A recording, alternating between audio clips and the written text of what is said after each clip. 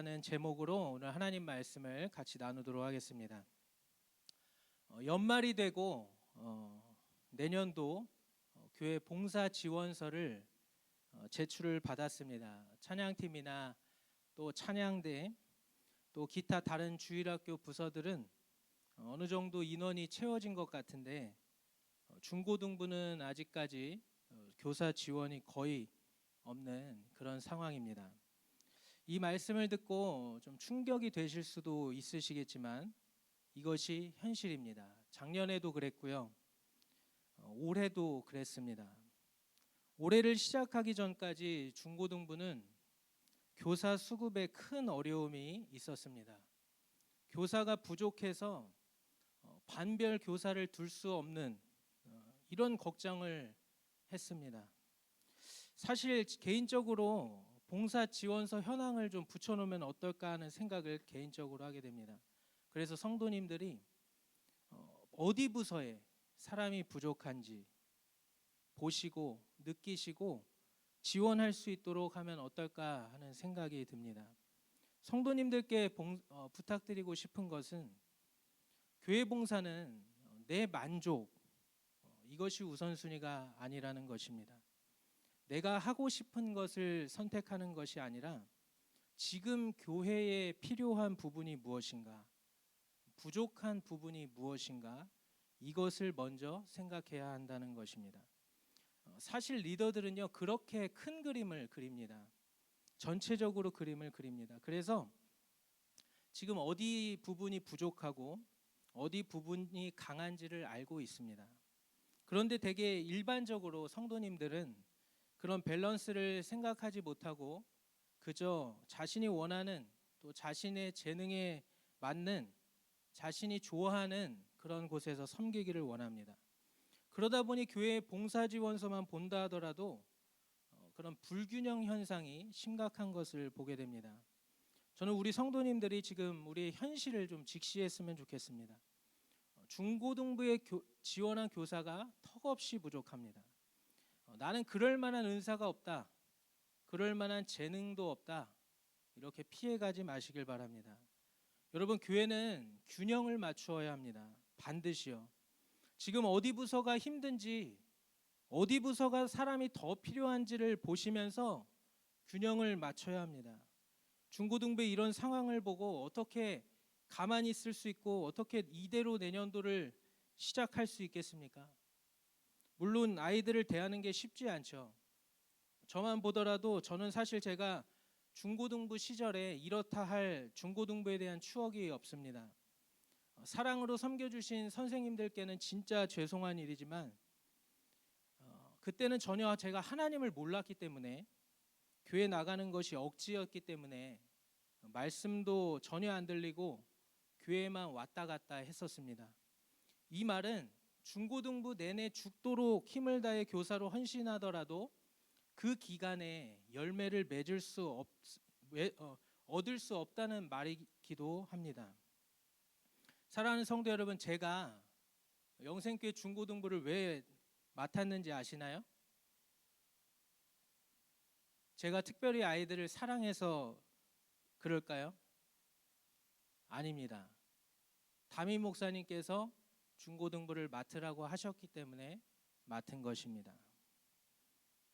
저는 신대원 시절에 아버지께서 섬기시던 목회하시던 이천에 있는 교회에서 교육 전도사로 교회를 섬길 때에는요 주일학교 전체를 다 맡아서 했습니다.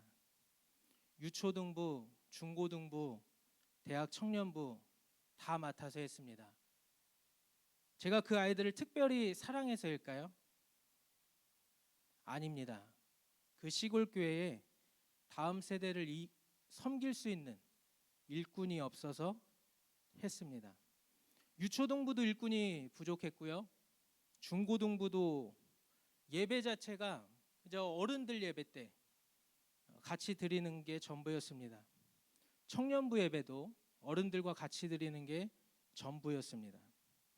제가 다음 세대 전문 사역자도 아닌데 어떻게 다 맡아서 했을까요?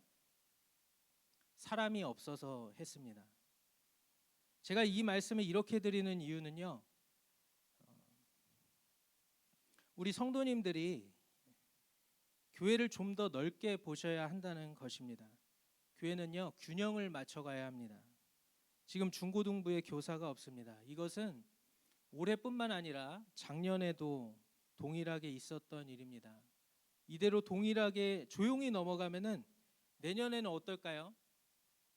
기도만 하고 부흥을 위해서만 기도할 것 아닙니까? 다음 세대 부흥을 위해서만 기도할 것 아닙니까? 지금 다음 세대의 상황이 얼마나 열악한지 전혀 이해하지 못하고 왜 부흥이 안 되는지 탁상 공론만 하고 앉아 있을 것 아닙니까? 하나님께서는 그 기도 기뻐하지 않으십니다. 하나님이 진짜 원하시는 것은 그 자리에 가서 섬기는 것입니다. 교회의 여러 봉사 가운데 정말 봉사자가 더 필요한 부분을 생각하셔서 지원하셔야 된다는 것입니다. 저는 그렇게 모든 주일학교를 섬겼습니다. 재능이 있어서, 은사가 있어서, 탁월해서가 아닙니다. 단지 주일학교에 사람이 없음을 보고 뛰어든 것입니다. 그런데요, 놀라운 일이 벌어집니다. 하나님께서 그 일을 감당할 힘과 능력과 마음을 주십니다. 나 능력이 없어서 할 수 없다라고 하시는 분들 계시는데요, 그렇게 하시면 하나님 절대 경험하지 못합니다. 이제 신대원 들어간 사역 초짜인 제가 전체 주일학교를 맡았을 때 얼마나 어설펐겠습니까? 말씀 전하는 것도 그렇고 사역하는 것도 그렇고 얼마나 어설펐겠습니까? 그런데 이 부족한 종의 생일이 되면은요, 대학 청년들이, 그 돈도 없고 몇 명 안 되는 대학 청년들이 자기들끼리 돈 걷어서 정장과 구두를 선물로 해주는 것입니다. 제가 사역할 때 사진을 좀 준비했는데 한번 보실까요? 네, 이거는 이제 유초등부 아이들이고요. 다음, 네, 계속 유초등부 아이들, 네, 다음이요. 네, 이것도 유초등부 아이들 수련회 하는 장면이고요. 다음이요. 네, 이거는 이제 이 아이들은 중고등부 아이들입니다. 예배드리고 또 수련회 갔다 오면서 같이 아이들과 찍은 사진이고요. 네, 다음이요. 네, 이것은 이제 청년부입니다. 네, 왼쪽에 이제 같이 생일 축하하는 또 청년의 생일, 그리고 오른쪽은 이제 제 생일날 청년들이 이렇게 구두와 또 정장을 저에게 선물로 해 주었습니다. 이렇게 사진을 쭉 보시면서 제가 유초등부부터 청년에 이르기까지 다양한 다음 세대들과 이렇게 사진 찍은 것을 볼 수 있으셨을 것입니다. 그리고 마지막에 그 사진은 청년들로부터 선물을 받았던 그 사진입니다. 제가 사역을 마치고 군산 영생교회로 올 때 한 청년이 저에게 이런 카톡을 주었습니다. 저와 같이 주일학교를 섬겼었는데요, 우리 전도사님이어서 참 감사했습니다. 이런 카톡을 제가 받았습니다. 아무 실력도 없고 아무 재능도 없는 사역 초짜인 제가 주일학교를 섬기면서 얼마나 부족하고 어설펐겠습니까? 그런데 이러한 감사의 고백을 듣는 놀라운 일이 벌어집니다. 오늘날 다음 세대의 미래에 대해서 많은 염려를 하고 있습니다. 전망이 어둡다. 그런데요, 진짜 문제가 무엇인지 아시나요? 문제는요, 기가 막히게 잘 파악하는데 아무런 액션이 없다는 것입니다. 아무도 다음 세대를 내가 섬기겠다고 뛰어들지 않는다는 것입니다. 뒤에서 기도만 하고 앉아 있습니다. 죄송하지만 오늘 이 자리에 나와 계신 분들이니까 이렇게 말씀드리겠습니다. 그래도 다음 세대에 조금이라도 관심이 있으신 분들이 나와 계신 것인 줄 믿고 이렇게 말씀드리겠습니다. 기도만 한다고 되는 것 아닙니다. 마치 투자자처럼 또 이래서도 안 됩니다. 투자자는요, 될 종목에 투자하지 안 될 종목에 절대 투자하지 않습니다. 좋은 길을 택하지 전망이 어둡고 힘든 길에 투자하지 않습니다. 다음 세대가 어렵고 힘들다고 해서 아무도 이 일에 뛰어들지 않는 것처럼 보이는 것이 지금 현실입니다. 사역을 누가 그렇게 이것저것 재고 따져서 하라고 하셨습니까? 예수님이 그러셨나요? 아니면 성경에서 그렇게 말하고 있나요? 하나님께서 우리에게 아들을 내어 주신 것이 투자인가요? 우리에게 어떤 전망이 있어서 가능성이 있어 보여서 아들을 내어 주셨나요? 전혀 가능성 없고 원수 같은 우리들이지만 사랑하셔서 아들을 내어 주셨습니다. 중고등부는 고생만 할 것 같아서 또 정말 힘들어서 안 하시는 거라면 예수님의 십자가를 다시 한번 진지하게 생각해 보시기를 바랍니다. 오늘날 다음 세대의 미래에 대해서 여러 가지 암담한 전망들을 여러 사람들이 내놓고 있지만 그것은 지극히 인간의 생각이고 현실 속에 갇혀 있는 생각일 뿐입니다. 여러분, 지금 한국교회에 소망이 있습니까? 이 한국교회 모습을 다 아시잖아요. 소망이 있습니까? 그런데 소망이 있습니다. 왜냐하면요, 하나님이 절대 한국교회를, 이 하나님의 백성을 포기하지 않으시기 때문입니다. 지금보다 더 무너져도 소망은 있습니다. 왜냐하면 하나님이 포기하지 않으시기 때문입니다. 그렇기 때문에 이 길을 가는 것입니다. 거기에 소망이 있기 때문에 힘들어도 이 길을 가는 것입니다. 오늘 본문 말씀을 많이 들어보셨을 것입니다. 지금 우리의 상황과 잘 맞아떨어지지요. 전염병이 있을 때 내 백성 가운데에 유행하게 할 때에 내 이름으로 일컫는 내 백성이 그들의 악한 길에서 떠나 스스로 낮추고 기도하여 내 얼굴을 찾으면 내가 하늘에서 듣고 그들의 죄를 사하고 그들의 땅을 고칠지라. 그런데요, 우리 성도님들이 이 성경을 해석하실 때 한 가지 더 기억해야 하는 성경 해석의 중요한 원리가 있습니다. 그 원리는 바로 이 본문이요, 원래 독자들에게 어떤 의미로 쓰여진가 하는 것입니다. 그러니까 이 말씀을 다이렉트로 내 상황 가운데 맞추는 말씀이 아니라 원래 독자들, 그러니까 원독자들이 누구였으며 그들의 어떤 상황 가운데서 주어진 말씀인지를 파악하고 보셔야 한다는 것입니다. 열왕기서와 역대기서는 비슷하면서도 또 서로 다른 차이점이 있습니다. 특히나 그 관점에서 큰 차이가 있는데요. 열왕기서는 바벨론 포로가 된 이스라엘 공동체에게 그들이 멸망한 이유에 대해서 말해주는 책이라면, 열왕기서는 바벨론 포로 이후의 공동체에게 앞으로 어떻게 해야 될 것인가에 대해 말해주는 책입니다. 즉, 오늘 이 전염병에 관한 말씀이 기록된 이 책 역대기서의 기록 대상은 포로 후기의 이스라엘 공동체라는 것입니다. 포로에서 해방되어 다시 조국의 땅으로 돌아온 그들에게 해결되어야 할 숙제는 무엇이었을까요? 하나님의 백성인 우리가 어떻게 망했는지, 앞으로 우리는 어떻게 살아가야 할 것인지, 이 의문을 해소할 필요가 있었을 것입니다. 그러한 그들에게 쓰여진 말씀이 바로 역대기서이고요. 오늘 본문은 솔로몬이 성전을 완공하고 성전 낙성식을 하는 내용이 기록된 역대기 7장에 나오는 내용입니다. 하나님은 솔로몬에게 나타나셔서 혹 전염병이 내 백성 가운데 유행하게 할 때에 내 이름으로 일컫는 내 백성이 그들의 악한 길에서 떠나 스스로 낮추고 기도하여 내 얼굴을 찾으면 내가 하늘에서 듣고 그들의 죄를 사하고 그들의 땅을 고칠지라고 말씀하십니다. 그리고 그 뒤에 나오는 말씀이 오늘 본문의 제목과 연결이 되는 말씀인데요. 그 뒤에 이런 말씀이 있습니다. 15절부터 16절입니다. 이제 이곳에서 하는 기도에 내가 눈을 들고 귀를 기울이리니 이는 내가 이미 이 성전을 택하고 거룩하게 하여 내 이름을 여기에 영원히 있게 하였음이라.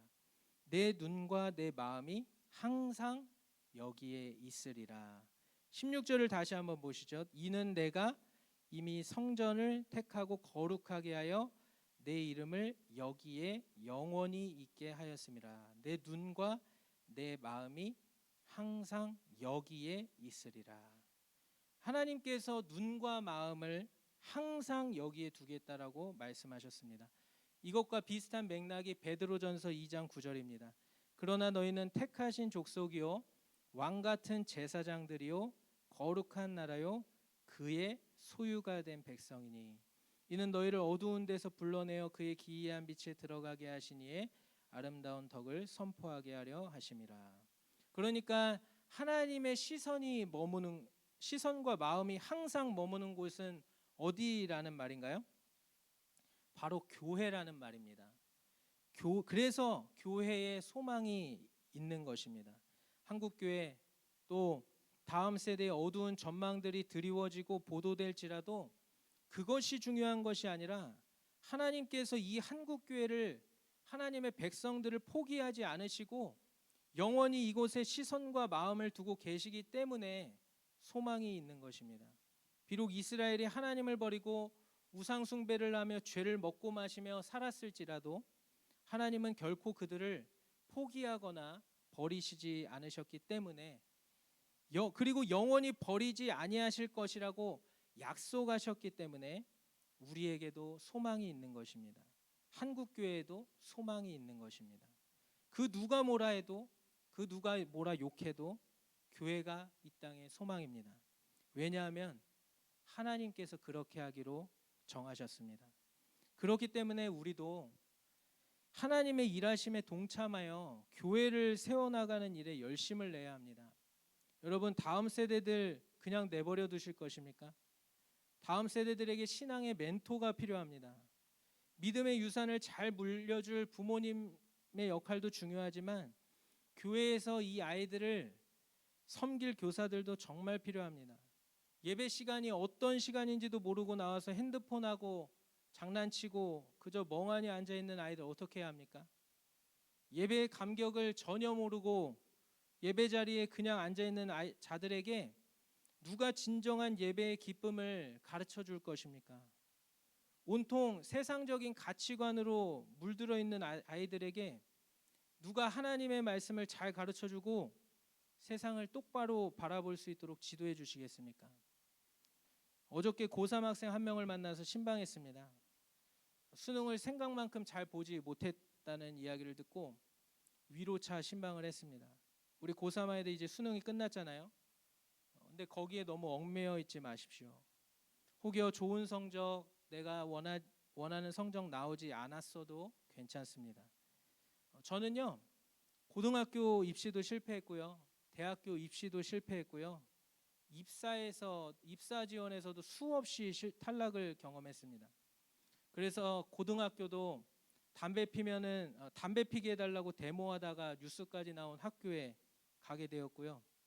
대학도 원했던 대학에 수시로 2번이나 지원했는데 다 떨어져서 결국 정시에 나온 수능 점수로 점수에 맞춰서 학교 가게 되었고요. 입사 지원에서도 서류 광탈했습니다. 군대도 남들 다 가기 싫어하는 최전방에 다녀왔습니다. 그런데요, 저는 거기서 놀라운 하나님의 역사를 경험했습니다. 하나님의 인도하심과 보호하심을 경험했습니다. 하나님께서 저를 훈련시키시고 연단시키시고 교육시키시는 그 광야의 은혜를 경험했습니다. 저는 옷가게에서, 이 말을 들으면 잘 놀라시는 분도 계시는데, 저는 옷가게에서 2년 동안 판매도 했습니다. 그 내성적인 사람이 말이죠. 그 내성적인 사람이 지금 이렇게 많은 사람들 앞에 서서 하나님의 말씀을 전하고 있습니다. 저의 삶의 그 모든 과정이 지금의 저를 만들었습니다. 하나님께서 그렇게 하신 것이죠. 어느 하나 쓸데없는 시간이 없었습니다. 그 모든 시간이 지금 사역자로서 영혼을 섬기는데 귀하게 활용되고 있습니다. 하나님의 일하심은요, 참으로 놀랍습니다. 여러분, 요셉 보십시오. 그는 17살에 이복 형제들에게 미움받아서 애굽의 종으로 팔려가게 됩니다. 그런데요, 요셉이 후에 그 애굽에서 총리가 됩니다. 그리고 그는 하나님께서 왜 자신이 애굽에 오게 된 것인지 하나님의 관점에서 그 모든 것을 이해하게 됩니다.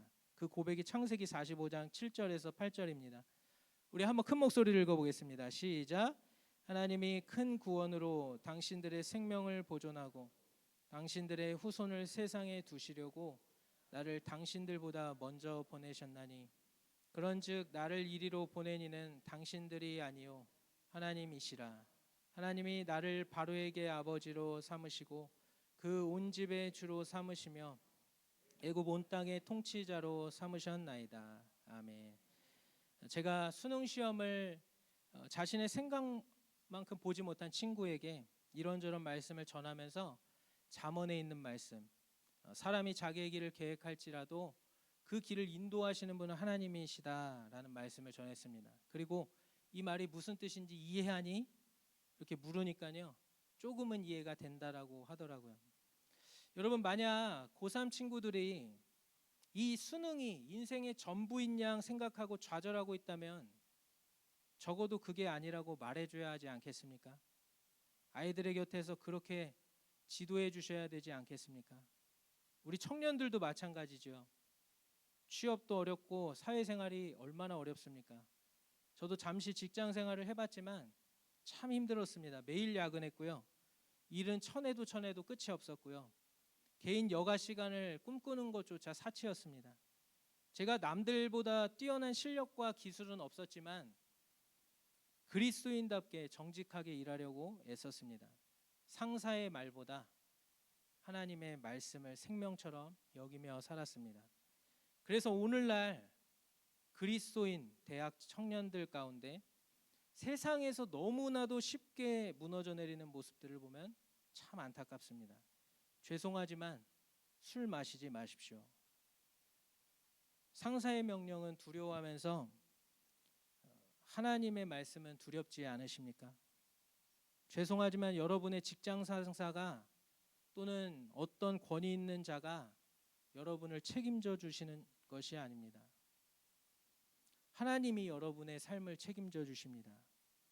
대학 때부터 직장 생활 하는 내내 얼마나 많은 술 권유가 있었는지 모릅니다. 안 마시면은 어떤 그리스도인은 마신다는데, 어떤 목사들은 마신다는데, 또 어떤 사람들은 술 안 마시고 비즈니스를 어떻게 하려고 하냐라면서 말합니다. 죄송하지만요, 한번 해보고 그런 말씀을 해보시길 바랍니다. 하나님의 말씀에 순종하는 사람을 하나님은 망하게 내버려 두지 않으십니다. 이것이 제가 지금까지 경험해 온 살아계신 하나님입니다. 지금 한국교회에 사람이 많지만 또 모든 사람들이 성경을 갖고 있고 기도도 열심히 하지만 신앙은 고린도 교회와 비슷합니다. 한마디로 어린아이와 같습니다. 신앙이 미숙합니다. 그게 지금 한국교회의 현실입니다. 너무 미숙해서 이게 교회가 맞나 싶을 정도의 생각이 들 때도 있습니다. 그런데 중요한 것은 이 현실도 아니고 내 생각도 아닙니다. 하나님의 시선과 마음이 교회에 영원토록 있습니다. 하나님의 사랑을 그 무엇도 끊을 수 없습니다. 이것이 중요한 사실입니다. 실제로 교회 안에 여러 가지 문제들이 있어서 교회를 이탈하는 사람들이 많습니다. 떠나는 사람 많고요. 그런 고민을 지금 갖고 있는 사람도 많습니다. 그런데 하나님의 시선은, 마음은 교회에 있습니다. 교회의 회복에 있습니다. 사실 이것이 제가 교회를 섬기는 가장 큰 동력입니다. 만약 사람을 봤다면 저도 수없이 넘어졌을 것이고 좌절했을 것이고 포기하고 싶었을 것이고 수도 없이 다른 일 하고 싶었을 것입니다. 그런데 제가 이 일을 할 때 그런 마음을 하고 한 적은 한 번도 없습니다. 왜냐하면 저는 사람에게 소망을 둔 적이 없기 때문입니다. 여러분의 소망을 하나님께 두십시오. 그러면 한국교회를 보고 긍휼과 사랑의 마음이 여러분의 마음 가운데 부어질 것입니다. 하나님께서 교회를 바라보시는 그 긍휼과 사랑의 시선과 마음으로 교회를 바라보게 될 것입니다. 한국교회가 매우 어렵습니다. 신대원 지원자들도 계속 줄어듭니다. 저는 한국교회가 잘 되고 있어서 이 길을 선택하지 않았습니다. 한국교회가 예전처럼 부흥의 불길이 타올라서 막 전도사가 목사가 결혼 그 대상자 1순위로 뽑힐 만큼 교회가 비전이 있어서 이 길을 택한 거 아닙니다. 한국교회가 너무 어렵지만 하나님의 시선과 마음이 교회에 있기 때문에 저는 이 길을 선택했습니다. 한 영혼이라도 바로 세우기 위해서 지금까지 주님의 은혜 가운데 교회를 섬겨왔습니다. 앞으로 저는 열방을 품고 나아갈 것입니다. 온 세계를 품고 온 세계 복음화를 위해 달려갈 것입니다.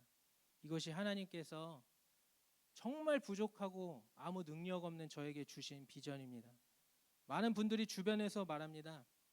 그 어려운 길 왜 가려고 하느냐. 어려운 길인 줄 압니다만 하나님이 원하시는 길이기 때문에 그 길 갑니다. 우리 성도님들께도 부탁드립니다.